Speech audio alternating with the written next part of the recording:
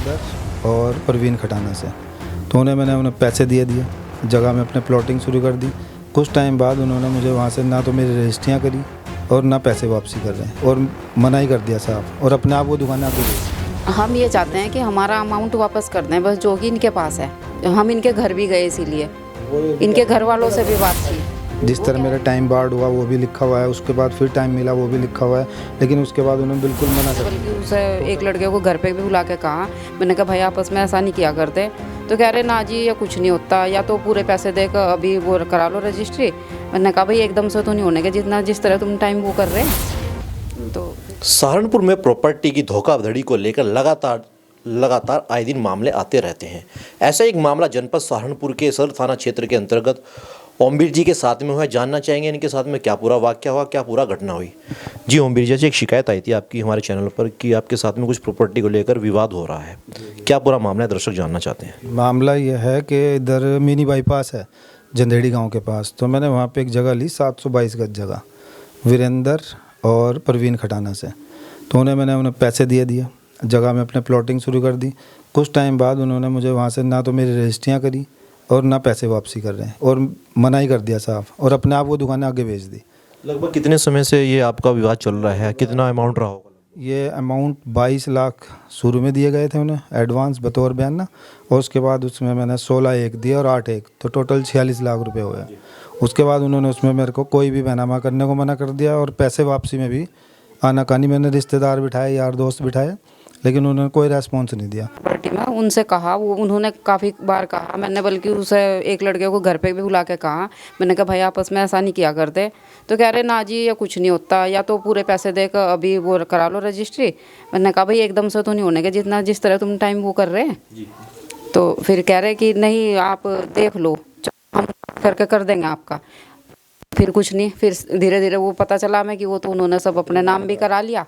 और हैं वीरेंद्र और परवीन खटाना, वीरेंद्र खटाना, ये दोनों हैं। क्या चाहते हैं? हम ये चाहते हैं कि हमारा अमाउंट वापस कर दें, बस जो कि इनके पास है। हम इनके घर भी गए, इसीलिए इनके घर वालों से भी बात की। वो कह रहे कि हमने जगह बेच दी, हम जगह नहीं दे पाने के। तो हम ये कह रहे कि कोई बात नहीं, अगर तुम हमें वो जगह नहीं दे पा रहे, जो हमारा अमाउंट है वो अमाउंट वापस कर दो, या जितना अमाउंट है उतनी जगह दे दो, बस हमें और कुछ नहीं चाहिए। ना हमें कोई उनसे कुछ कहना, ना कोई झगड़ा, ना कुछ, हमें कुछ नहीं करना बिल्कुल भी। हम बिल्कुल शांति से यही चीज़ कह रहे हैं, इसी के लिए और इसी के लिए हम हर जगह। यहाँ तक कहा कि भाई तू 50 आदमी लिया, 20 लिया, हमारे घर लिया, कोई दिक्कत नहीं। मेरी वाइफ, मैं भी गए उनके घर तक गए, उनके फैमिली मेम्बर से मिल गए। वो उस टाइम बाई चांस घर नहीं थे या नहीं आ पाए, वो कुछ नहीं पता। जिस तरीके से आरोप लगा रहे हैं, क्या वाकई पूरा सच्चाई है, कुछ के एविडेंस है आपके पास में? ऐसे तो कोई भी किसी के ऊपर आरोप लगा सकता है। एविडेंस मेरे पास ये रसीद है उससे संबंधित, जिसमें उनके सिग्नेचर और पैसे सब डॉक्यूमेंट्स है, जिसके अंदर खुला हुआ है एक एक पैसा। मैं कोई वो नहीं बता रहा, डेट वाइज सब पैसा लिखा हुआ है। जिस तरह मेरा टाइम बार्ड हुआ वो भी लिखा हुआ है, उसके बाद फिर टाइम मिला वो भी लिखा हुआ है, लेकिन उसके बाद उन्होंने बिल्कुल मना कर दिया। टोटल अमाउंट 16 लाख भी, 8 लाख भी और 22 लाख सब लिखा हुआ है। हम कह रहे हैं कि जितना हमारा अमाउंट है जब कोई उतने। किसी को पैसा देता है तो कोई बीच में कोई ना कोई गवाह जरूर रहता है, तो उस समय पर आप कुछ ना कोई गवाह भी रहे होंगे। गवाह है मेरे पास, नितिन अरोड़ा है, एक आदित्य है, वो भी उन सबके जानकारी में है। कई शख्स हैं, लेकिन मौके पे जो थे वो भी हैं, सबको जानकारी है इस बारे में। ऐसा नहीं है, यार दोस्त जो साथ में काम करने वाले हैं उन सबको लेके गया मैं, मीटिंग कराई, लेकिन वो कोई रेस्पॉन्स नहीं देते। जो आपने अमाउंट दी है 46 लाख तकरीबन जो आप बता रहे हैं, तो ये प्रॉपर्टी एग्रीकल्चर लैंड थी या फिर कोई अगेंस्ट प्रॉपर्टी दिया मैंने? मुझे 722 गज जगह दी, तो उसमें बतौर बयाना दिया जाता है, वो दिया। उसके बाद मुझे उसमें डिवाइड करके दुकानें काटी थी कमर्शियल में, कि वो सेल करूँगा और यहीं से पैसे वापस करने होते हैं, बस कॉलोनाइजर का काम है जो, लेकिन वो कुछ नहीं चलने दिया। तो ये शिकायत पत्र आप लेके आपने दिखा रहे हैं, इस मामले में आपने जो आला अधिकारी हैं, पुलिस प्रशासन है, इनके पास कभी आप लोग गए? कचहरी से मुकदमा किया 156(3) में, उनके ऊपर धाराएं लगी है 420, 406, 323, 504, 505, 120 भी।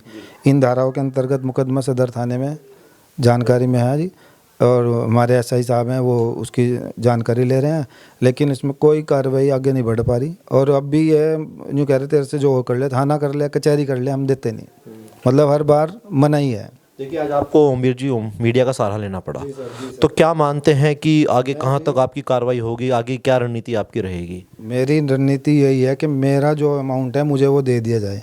शासन प्रशासन से यही मेरी हाथ जोड़ के विनती है। बड़ी मुश्किल से कमाया पैसा, हम भी किसी और से लेके करते हैं काम, अपने पास तो होता नहीं, किसी से ले दे के इधर उधर से। अब वो मेरे ऊपर प्रेशर बना, इससे बढ़िया मैं अपना पैसा मांग रहा, कोई गलत अमाउंट नहीं मांग रहा, जो मेरा है वो चाहिए मुझे। वो उन्हें पता, मुझे पता, सब चीज़ सबकी जानकारी में मेरे पास लिखित रूप में है। ठीक है जी। और मैंने परसों कप्तान साहब के यहाँ भी अपनी दे के आया हूँ कंप्लेंट कि जिस पे कार्रवाई की जाए। अब देखो क्या होता है, मुझे शासन से पूरी उम्मीद है कि मेरा काम हो। तो जैसे दर्शकों आपने देखा, सदर थाना क्षेत्र के अंतर्गत का ये मामला था। आखिरकार इस मामले में कितना सच है कितना झूठ है, ये तो आने वाला अगली वीडियो में ही आपको पता लग पाएगा। सहारनपुर से पुरुषोत्तम सैनी, खास रिपोर्ट। धन्यवाद।